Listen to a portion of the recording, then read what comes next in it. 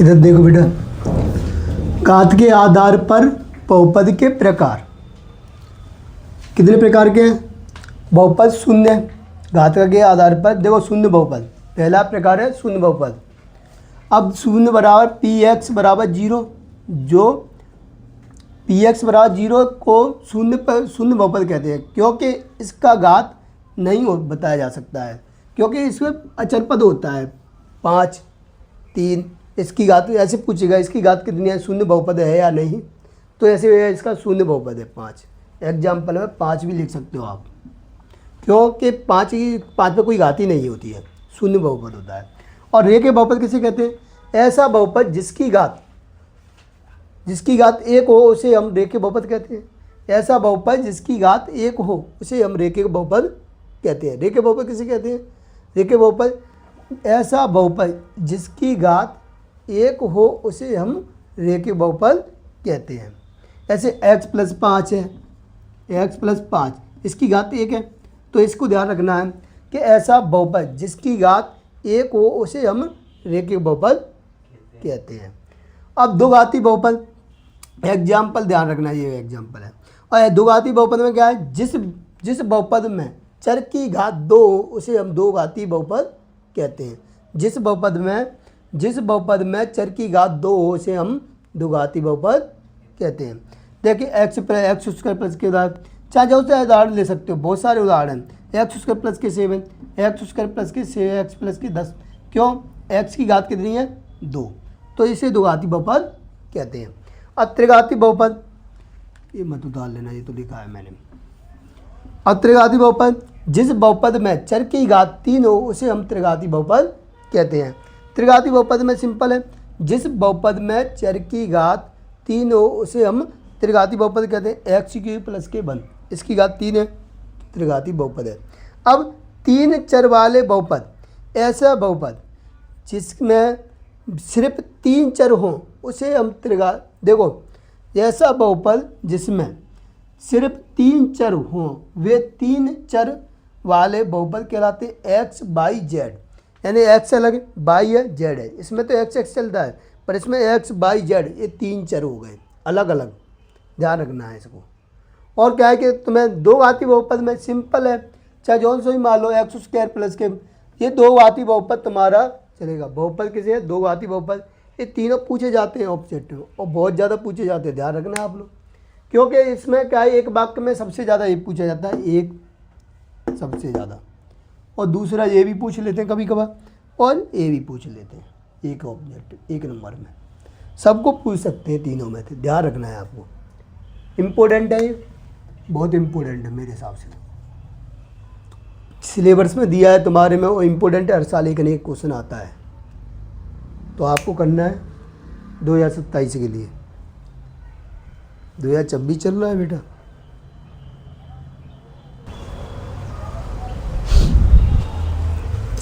Chapter 2.1 बहुपद, इसमें दिया है, पहले में एग्जाम्पल में दिया हुआ है 2.1 में पहला सवाल दिया हुआ है। एग्जाम्पल आप कर लेना घर पे। क्वेश्चन नंबर 1 इसमें दिया है, किसी बहुपद में px के लिए y बराबर px का ग्राफ नीचे आकृति 2.10 में दिया गया है।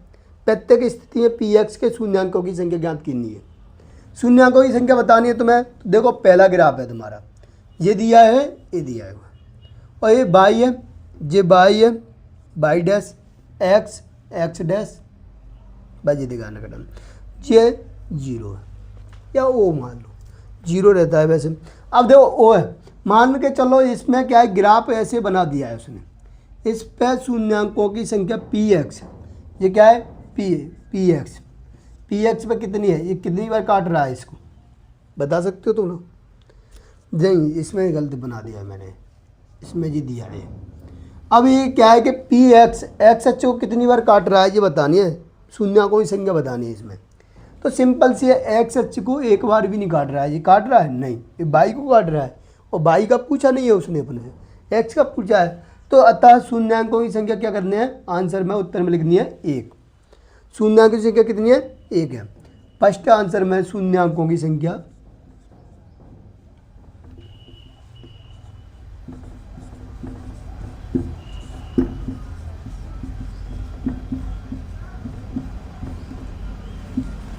एक है।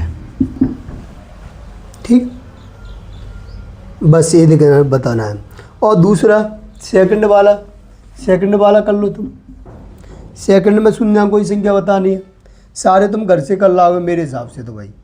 पहले सवाल पे चलते हैं, बस 2 सवाल करा देता हूँ। ये दिया हुआ है, इसमें सीधा या डायरेक्ट ये दिया है, ऐसा दिया हुआ है।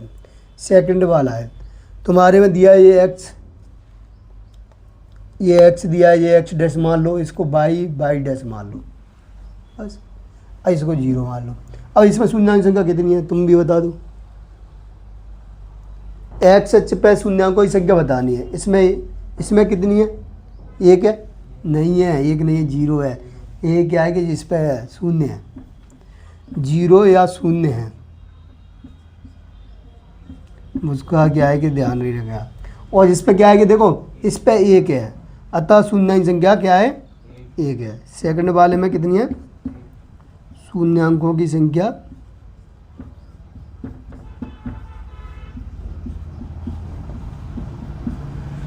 1 है। ऐसी तीसरे में बना देना, तीसरे पॉइंट में ही बना देना। तो इसको नोट करना चाहे तो नोट कर लो साथ में। तीसरा पॉइंट में क्या दिया है? ऐसे दिया है तीसरे में, जी एक्स दिया है, जी वाई दिया है, एक्स डैश वाई डैश। अब इसमें ध्यान रखना है आपको, ये सिंपल है। देखो इसमें दिया है ऐसे करके, ऐसे दिया है,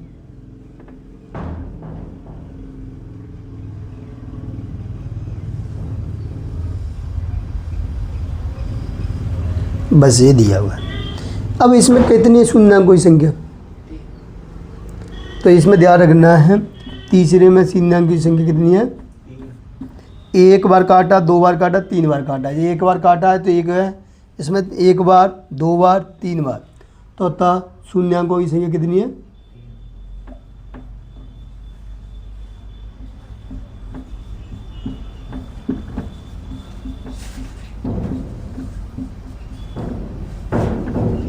बस ऐसे करना है, तुम्हें घर पे कर लेना, सबके सवाल लगा लेना, उतार लो जल्दी।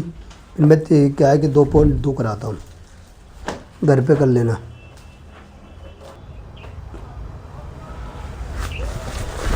इधर ध्यान दो। अब देखो ध्यान से, एक्स प्लस बी बराबर 0 होता है, ध्यान रखना वैसे, पर ये एक्स व्यापक समीकरण कहते हैं। अब देखो पहला सूत्र तुम्हारा, फॉर्मूला लिखा देता हूँ तुम्हें। द्विघाती समीकरण पर अल्फा प्लस बीटा बराबर क्या होता है? शून्यांकों का योगफल, शून्यांकों का योगफल। फॉर्मूला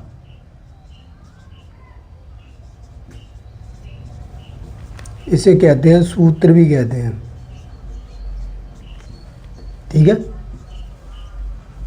इसको विशेष ध्यान रखना। रुको मैं इधर लिख देता हूँ, हिंदी में सूत्र लिख देता हूँ, बगल में फॉर्मूला लिख देता हूँ।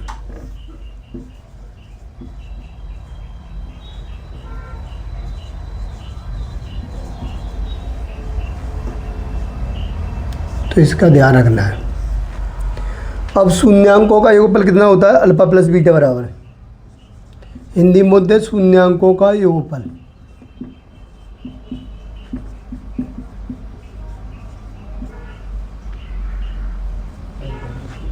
अल्फा प्लस बीटा बराबर बी बट्टे, और शून्यांकों का गुणनफल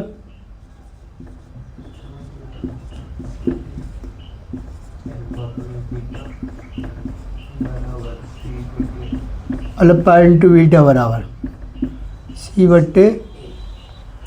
अब बताओ, अल्फा इंटू बीटा बराबर हो गया। अब अगला क्वेश्चन कौन सा है?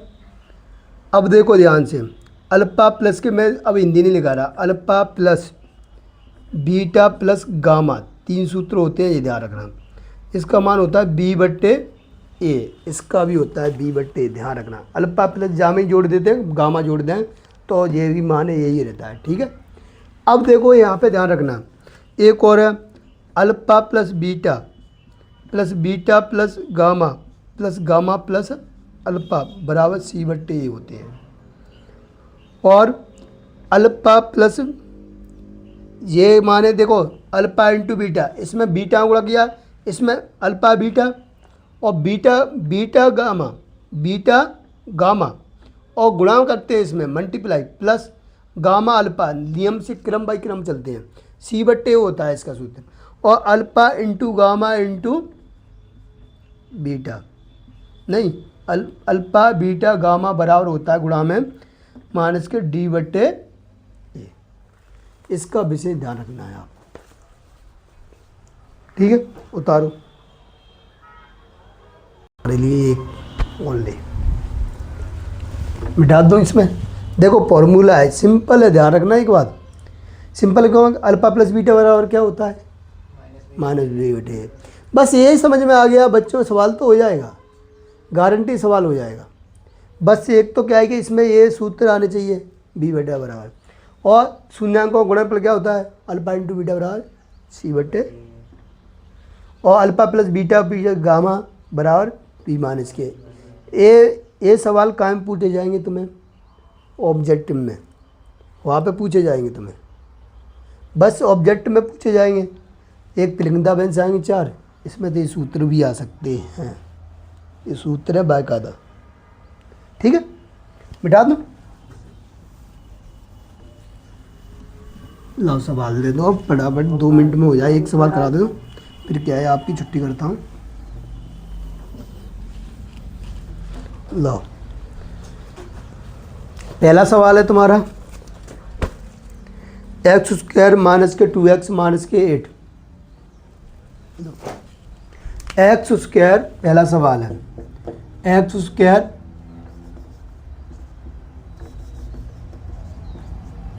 माइनस के 2x माइनस के 8 ये दिया हुआ है।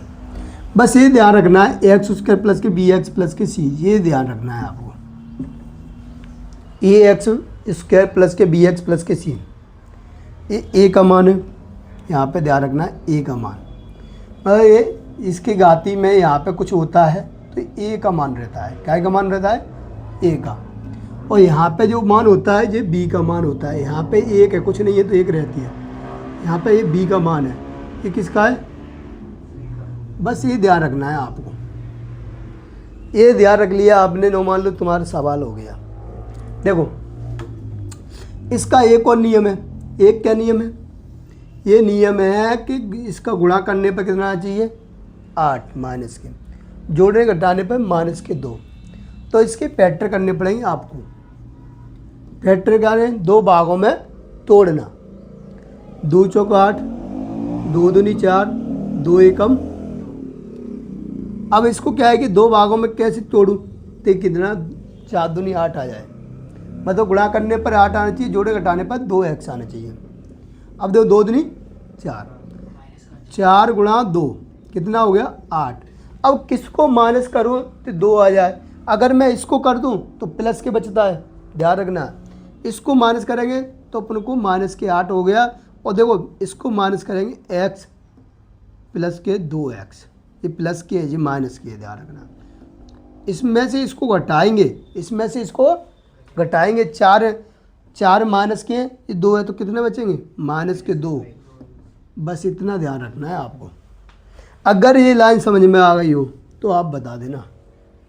देखो 4x है, अब 4 है, मान के चलो अपन ने क्या है उधार दिए किसी को 4 रुपये, इसमें 2 रुपये घटा दिए तो क्या बचेगा 2x बचेगा, मतलब यह है कि 4x में से 2x प्लस के हैं जी घटा देंगे तो क्या बचेगा माइनस के 2 बचेगी। इसको रखना है इसकी जगह पे। देखो सॉल्व लिख लेना, यहाँ पे या हल लिख लेना, तुम्हारी इच्छा है।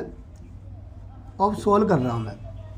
अब देखो क्या है कि ध्यान रखना, x की x² माइनस x की x² माइनस, यहाँ पे क्या आएगा x की जगह पे, इसकी जगह पे क्या लिख जाएंगे ये वाला मान, और चाहो तो एक और लाइन बढ़ जाएगी, पर बढ़ जाएगी क्या डायरेक्ट लिख दो तुम तो 4x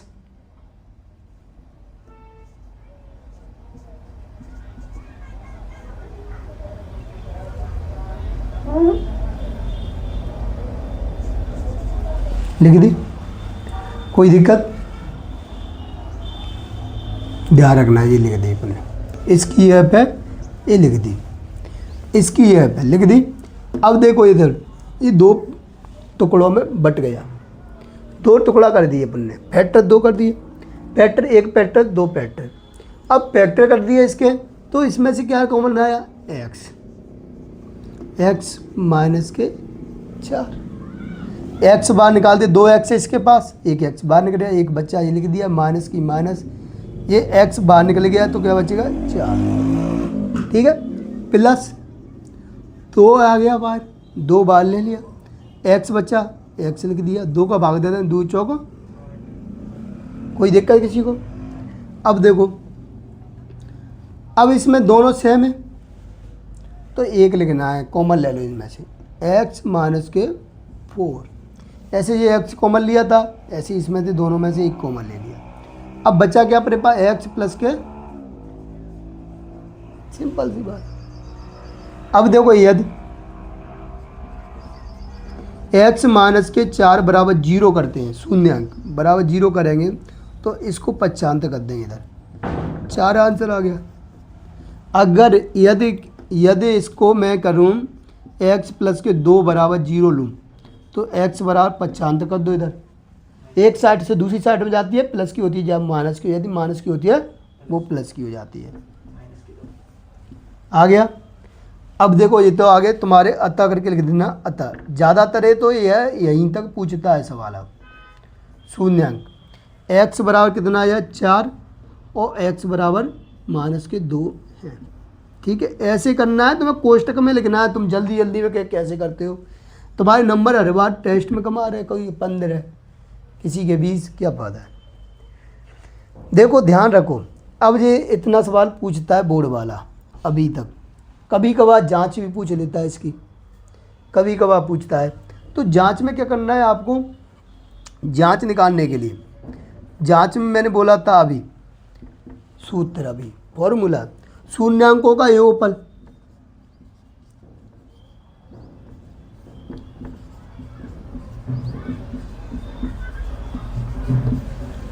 अल्फा प्लस बीटा बराबर बी बट्टे माइनस के बी बट्टे। अब यहां पे ध्यान रखना, अल्फा कितना दिया हुआ है? 4, प्लस बीटा कितना, ये अल्फा का मान होता है, ध्यान रखना ये बीटा का मान होता है। बीटा कितना दिया है? माइनस का 2। अब देखो, अब यहाँ आ जाओ, ये मैंने अभी बताया था ए है, बी है, सी है, ए और बी और सी। तो देखो इधर बी कौन सा है? माइनस के 2, और ये माइनस पहले से ही लगा है सूत्र में, माइनस के 2 बट्टे में ए कौन सा है? 1, तो 1 लिख दो। अब इसमें से घटा दो, कितना बचेगा?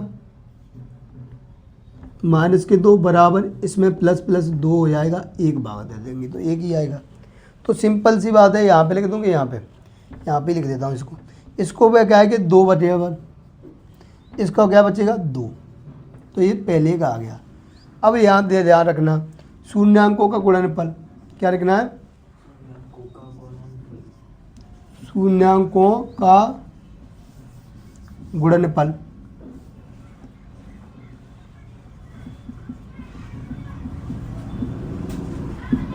अल्फा इंटू बीटा सी बट्टे, बस अल्फा का मान कितना है? 4, गुणा बीटा का मान कितना है? माइनस के 2, बस इतना ध्यान रखना है।